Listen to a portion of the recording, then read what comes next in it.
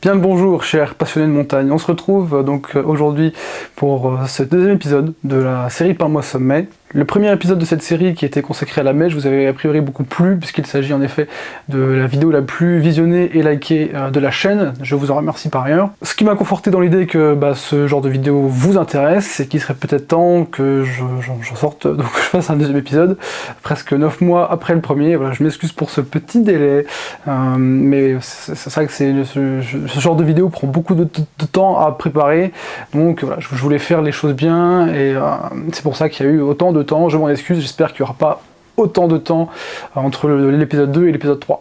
Allez, sans plus attendre, je vous propose de me suivre au cœur des Alpes méridionales, et plus précisément dans le massif des Alpes côtiennes. Aujourd'hui, on va parler d'un véritable mastodonte, un colosse, un roi, le roi de pierre en l'occurrence, j'ai nommé le Mont Viso. Le Mont Viso, surnommé en effet roi de pierre par les Italiens, on comprend pourquoi quand on le regarde, c'est tout simplement l'un des sommets les plus mythiques des Alpes méridionales. Le Mont Viso se situe donc en Italie, dans la région du Piémont. Alors il faut savoir quand même que le sommet du Viso se situe en fait à moins de 2 km de la frontière avec la France, d'où le fait que, bien qu'il s'agisse d'un sommet italien, en France c'est quand même un sommet qu'on connaît plutôt bien. Il est bien visible depuis une bonne partie des Alpes françaises.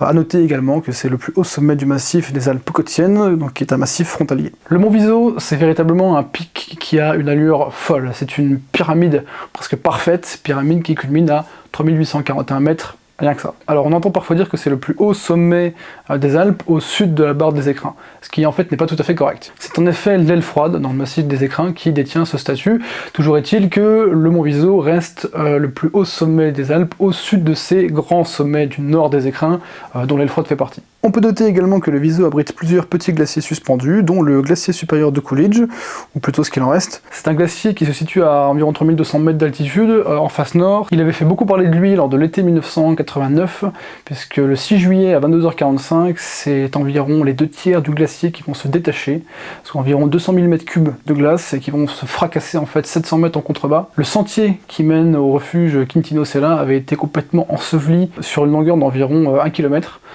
Fort heureusement, personne ne se trouvait sur le sentier à ce moment-là. Les experts ont estimé que le glacier avait développé une assise très instable suite à la hausse progressive des températures, donc on voit bien que le réchauffement climatique n'a pas attendu les années 2000 pour faire ses premières victimes parmi les glaciers alpins. Au-delà de sa forme, ce qui, à mon sens, donne toute sa singularité au Viso, c'est vraiment son isolement. Voilà, c'est l'archétype presque du sommet solitaire. Il écrase littéralement tous les sommets environnants qui ne dépassent pas les 3300 mètres, voire péniblement les 3400 mètres. Et ces sommets environnants, en fait, ils forment plutôt des longues lignes de crête assez uniformes. Pour comprendre les raisons de cette proéminence du Viso, il faut assez logiquement s'intéresser à sa géologie.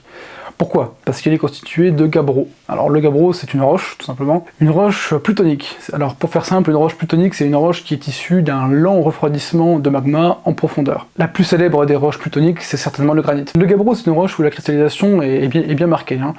C'est une roche qui est vraiment dense, qui est solide et qui résiste très bien à l'érosion. Ce qu'il faut comprendre, c'est que autour du Viso, la plupart des sommets ne sont pas constitués de gabbro. En fait, on retrouve beaucoup d'autres roches, du calcaire par exemple, de la dolomie, et surtout beaucoup de schiste. Je ne vais pas non plus trop rentrer dans le détail, mais c'est des roches qui résistent beaucoup moins à l'érosion. Et alors, notamment le schiste illustré qu'on retrouve dans le Queyras, c'est une roche qui va nous donner des reliefs moins acérés et assez uniformes, en fait, en longues lignes de crête, ou en mont un petit peu tassé. Vous pouvez voir par exemple sur cette image, ça c'est des reliefs un petit peu typiques du Queyras schisteux. Pour caricaturer un petit peu la chose, c'est comme si vous aviez une masse très dure, très solide, au milieu d'une autre masse beaucoup plus vaste et beaucoup plus uniforme, beaucoup plus friable. Logiquement, le processus d'érosion, alors notamment les aléas climatologiques, la pluie, le vent, mais aussi l'érosion mécanique par gravité, va beaucoup plus affecter cette masse un peu plus friable et moins dense, moins solide, que ce cœur dense et solide qui est le Mont Viso, qui prône un petit peu sur cette région piémontaise côté italien et sur le Queyras côté français. Donc ça explique vraiment cette proéminence, voilà, c'est vraiment ce cœur, ce noyau dur au milieu de cette masse qui est un petit peu plus friable. Je vous laisse regarder par exemple cette photo que j'ai prise depuis le sommet du Grand Pigné dans le sud des Écrins, je pense que c'est assez parlant. On va aller encore plus loin et se demander pourquoi le Mont Viso est constitué de gabbro et pas tous ses petits copains environnants. Il faut alors faire un saut de 150 à 200 millions d'années en arrière. On se retrouve au Jurassique. Grossièrement, c'est durant cette période que va se former la lithosphère océanique, sous l'océan alpin. Paix à son âme. Le gabbro, qu'on retrouvera au Mont Viso, provient de cette lithosphère. En fait, à cette période, il y a un rift, et donc une dorsale océanique. Cette dorsale, en raison de l'activité magmatique, produit de nouvelles roches. Ce magmatisme pousse ce qu'on peut considérer comme les prémices de la France et l'Italie dans des directions donc opposées. Par la suite, pour des raisons que je vais pas développer, sinon la vidéo va durer beaucoup trop longtemps, mais en fait cette divergence des plaques va laisser place à une convergence. Les deux continents vont donc se rapprocher jusqu'à la collision, et la suite on la connaît, surréaction alpine et formation de la chaîne alpine telle qu'on la connaît aujourd'hui. Ça en gros c'est le Mont Viso. Pour faire simple, le Mont Viso, c'est un véritable témoin visible de l'histoire de la chaîne alpine, et ce, avant même la création de la chaîne. Et c'est aussi le témoin d'un événement peu commun, puisque les gabbros du Mont Viso, donc, qui sont des roches qui ont été créées dans un contexte divergent, se retrouvent aujourd'hui au sommet d'une chaîne de montagnes, à près de 4000 mètres d'altitude, résultat d'un contexte convergent. Donc quand on prend un petit peu de recul et de hauteur sur la chose, je trouve que c'est quand même difficile de rester indifférent. Bon, je vais pas m'éterniser sur l'aspect géologique du Viso, mais voilà, il faut bien comprendre que pour les géologues, c'est un site de grand intérêt. Kara aussi, notamment le massif du Chenaillet, voilà, ce sont des sites de grand intérêt, uniques dans les Alpes, pour les raisons que je viens de vous citer. Petite pause dans la vidéo, sachez que c'est une vidéo qui m'a demandé beaucoup de temps à préparer. C'est un long travail de recherche, de documentation, d'écriture et de vulgarisation aussi, donc si vous voulez, si la vidéo vous plaît, et que vous souhaitez soutenir mon travail, vous pouvez bien évidemment vous abonner à la chaîne, la liker et la partager pour la faire connaître, ce serait sympa. Maintenant, on va s'intéresser à une partie qui va en intéresser plus d'un, je pense, c'est l'histoire de l'alpinisme autour du Mont Viso. Il y a énormément de choses à dire, je vais essayer d'être synthétique. La première ascension avérée du Mont Viso remonte à 1861, elle a été entreprise par un certain William Matthews. Toutefois, il est possible que la première ascension du Viso ait été en fait réalisée en 1751, c'est-à-dire 110 ans avant cette date. Alors en effet, des récents travaux ont mis en lumière donc, la possibilité qu'un groupe de géographes mandaté par l'état-major français ait pu monter au sommet du Mont Viso afin d'y installer un signal géodésique. Signal géodésique faisant lui-même partie d'un réseau complet, très utile pour les géographes de l'époque afin de réaliser des relevés topographiques dans le but de réaliser ces fameuses cartes d'état-major. Cependant, donc cette première ascension qui aurait été menée par un militaire qui s'appelait Monsieur Bourset de la Seigne, eh bien en fait elle n'a pas été documentée, donc on n'a pas de preuves, il n'y a pas de cairn qui a été érigé au sommet du Viso, contrairement aux expéditions suivantes.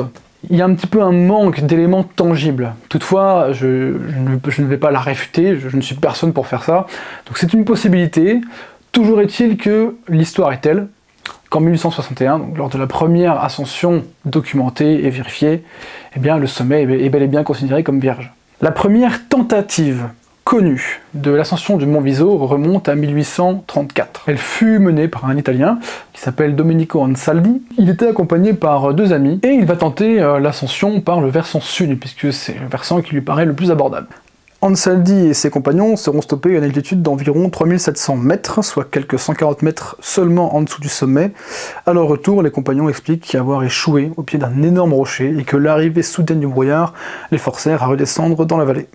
Par la suite, une autre tentative sera menée en 1850 par un douanier du Kara, je ne connais pas son nom, cette fois-ci par le versant nord-ouest, sans succès. L'année suivante, un Américain venu de Boston tentera l'ascension par la même face. Même issue, la tentative sera assez vite avortée. En 1860, c'est au tour de l'Irlandais John Ball, le président de l'Alpine Club, éminent alpiniste de l'époque, de tenter sa chance. Mais n'entrevoyant pas de bonnes fenêtres météo, il finira par renoncer. En août 1861, l'alpiniste William Matthews, accompagné par un certain Jacomb, je sais pas la prononciation, et les frères Croze, arrivèrent dans le Piémont. A noter que l'année d'avant, Matthews et Michel Croze avaient fait un petit repérage, voilà. Ils avaient tenté, ils avaient évalué un petit peu les possibilités. Bon, pas la bonne météo cette année, donc ils se sont dit, très bien, on remet à l'année suivante, donc en 1861. Nous voilà le 29 août 1861. Les 4 compagnons de cordée entament l'ascension du Viso par le versant sud, et bivouaquent au pied immédiat de la face à une altitude d'environ 3000 mètres. Le lendemain, 4 h du matin, le groupe reprend sa route, Michel Croze en tête. La cordée atteint le sommet sur le coup des 9 heures. Le Viso est officiellement conquis. Dans le milieu de l'alpinisme, cette première ascension du Viso, elle va faire l'effet d'un petit boom. Dès l'année suivante, en 1962, l'anglais Francis Fox Tuckett décide à son tour de s'attaquer au colosse de pierre. Donc il fait appel à Michel Croze, valeur sûre, et à Peter Hans Perren, un guide suisse de Zermatt. Ils seront également accompagnés par un porteur, l'italien Bartolomeo Perro. Tuckett et ses compagnons entament une approche par le nord, mais rejoignent ensuite le même itinéraire emprunté par la cordée de Matthews l'année dernière, que Croze a encore bien en tête. Le soir du 4 juillet, les 4 hommes atteignent le sommet du Viso, et les 4 hommes seront également les premiers à bivouaquer au sommet du Viso. Alors, à en croire les récits de l'époque, Perro eut bien du mal à parvenir au sommet, et il semblerait que ce soit Tuckett lui-même qui dut le tracter. Toujours est-il que c'était le premier Italien à mettre le pied sur le Viso. Après ces 2 ascensions réussies, il émerge en 1863 au Piémont un mouvement appelé la fièvre du Viso. En réalité, une compétition nationale, informelle mais bien réelle, se met en place, car pour l'instant, aucune cordée italienne n'est parvenue au sommet du Viso, Perro ayant seulement joué le rôle de porteur pour la cordée de Tuckett et de ses guides. En 1863, Quintino Sella, professeur de minéralogie à Turin, s'associe à Paolo Saint-Robert, ancien militaire et alpiniste de la région. Sella et Saint-Robert discutent ensemble de la création d'un club italien destiné à l'escalade sportive et à l'étude scientifique des montagnes. L'idée d'un Alpine Club à